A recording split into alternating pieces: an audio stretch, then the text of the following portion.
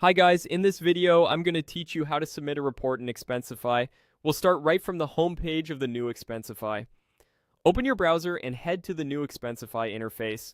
Make sure you're in the correct workspace for the expenses you're about to submit and that you're on the most recent version of the app or site to see the same layout shown here. On the left-hand navigation, look for the section labeled Reports. This is where Expensify groups all of your expense reports, whether they're open, submitted, or approved. If you don't see it immediately, scroll the sidebar or expand the workspace menu. Some layouts collapse items depending on your window size. Go ahead and click Reports. Depending on your view, you may land on a search page that's already filtered to show reports. That's fine. You'll still be in the right place to submit.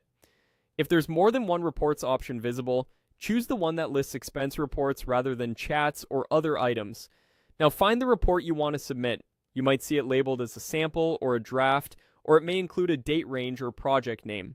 Take a moment to confirm it's the correct report by checking the total amount, the date range, and any identifying details you or your team use. You have two ways to submit from here.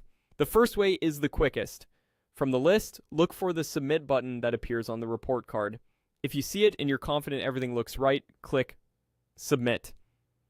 Expensify will change the report's status and route it according to your company's approval workflow.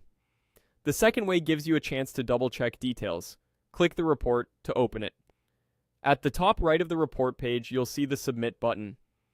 Before you click it, scan the report for accuracy. Verify totals, categories, and any required fields your policy enforces. If something looks off, make those edits now. When you're ready, click Submit at the top right.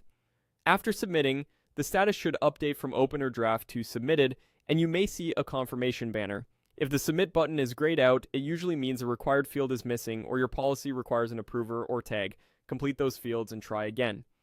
That's it. You've navigated to New Expensify, opened the Reports section, located your report, and submitted it, either directly from the list or from inside the report itself. Thanks for watching, and if you found this helpful, feel free to replay any section while you submit your next report.